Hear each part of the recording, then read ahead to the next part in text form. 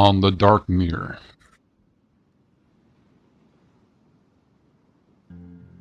Out of their own way, the Dark Mirror of Sirenai would perhaps become a contemporary of Thronefast, even its chief rival. But their native beauty, valor, and nobility have rusted down to bitter ornaments. A vast disdain for other races lurks beneath their tranquil surface, calling none friend and few honored as foe. Their ferocity in battle is as ancient as their heralded origin, while their tall, slender form and ghostly eyes cast an unmistakable presence. Dark Mirror ambitions are a pregnant mystery, their kingdom quietly advancing on land and sea.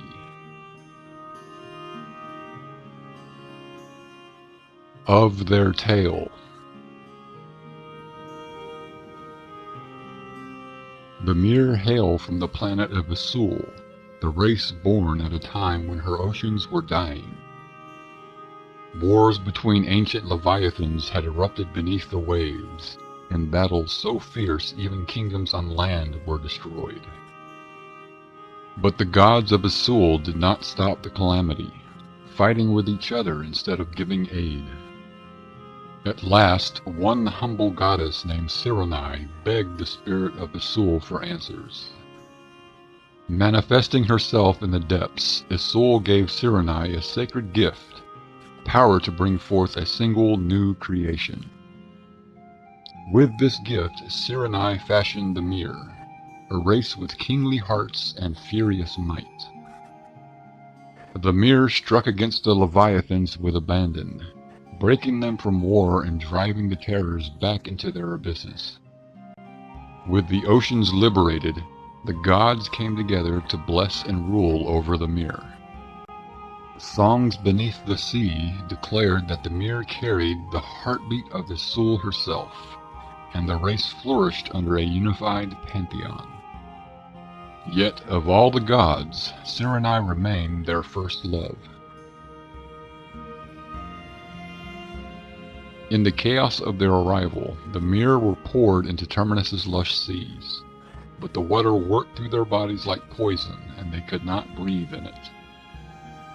In an attempt to save the race, Nethyr, the god of battle, sacrificed his body, which was composed of Isul's native seas, creating a breathable sphere of water within the ocean.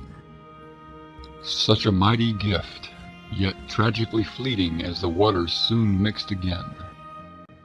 Even so, Nethyr's closest followers would not move a fin or flinch muscle. Though they drown, their allegiance would not succumb. As I lay with my face against the sands, I saw the Nethyrian guard with their twin tridents grasped for battle, hovering below the surface.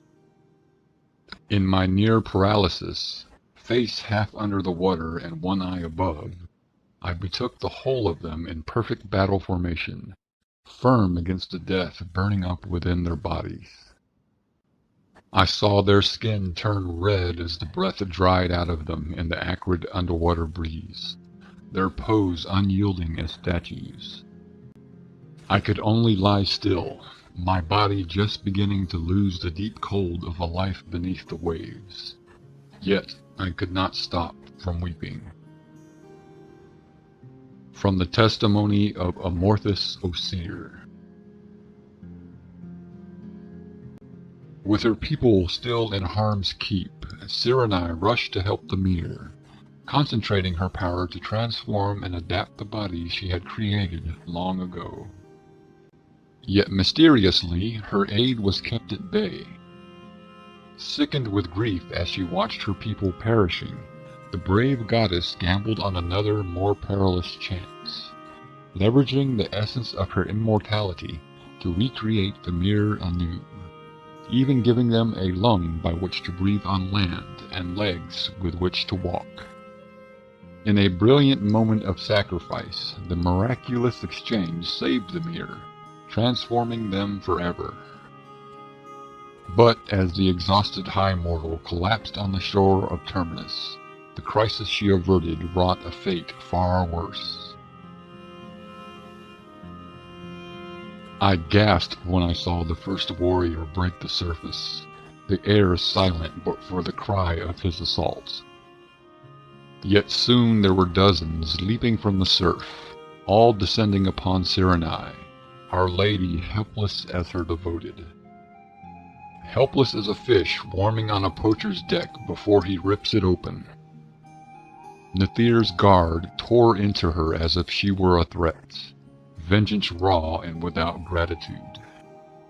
In their hearts, Cyrenai had participated in her own slaughter by violating their bodies, as mere and as warriors. She had dishonored them, and far too late we understood just how prepared to die our protector brothers had been. These we now call the Netherian Red, though I have heard the name Dreadmere used as well. I can only attest to the sounds of their savagery, for I could not even move my face as the surf rolled with perfect calm over my nose and mouth. Though I dared not drown, for such a twisted fate that would have been. In a few hours the sun warmed my feet, yet I struggled for months to touch them at all. From the testimony of La Nuit Pregrata.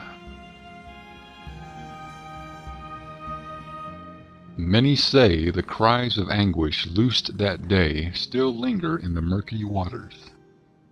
The agony of losing Cyrenai poisoned the mere hearts as had the deadly oceans, sorrow twisting into bitterness, then hate, until darkness consumed them.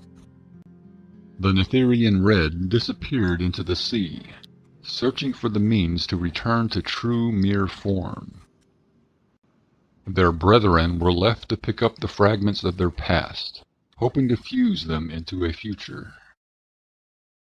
Yet the fateful day of their arrival is marked by mourning, 1 week prior and 1 week after. Among the ceremony is a reading from the Day of Testimonies, a collection of witness accounts to the lamentable day. Yet there is one creature they blame all things upon, a villain greater than the Netherian Red, whose vicious actions they rank better than none at all. For there he stood, far above us, hovering in the sky. A thing unlike any I had imagined before, a creature who may have never been made. High in the air he watched us writhe, the strange salvation of air filtering through our quivering bodies, heaving out the poisonous liquid of Terminus's oceans. That thing we call Ermos. He and his world Terminus gouged us of all we love, turning even the waters against us. Our own people have slain their lady, and before our very eyes he watched it unfold. Though her blood ran over the sands and even under our very bodies, we could not lift ourselves up from the crimson pools for many hours. That is why Curse Ermos is our hail, and Ermos be cursed our depart. For though he departed with not a word, we speak his name to accuse him and testify of his crimes. From the testimony of Vethos Ravika. In the present frail age, the Darkmere are seeking to claim the old glories of Asul. They have subdued their realm of the ocean and built a glorious city in honor of Cyrenai. Yet beneath the surface of splendor there is an unsettling current that runs through the deep places, where the Darkmere have descended like the ancient Leviathans they were born to destroy.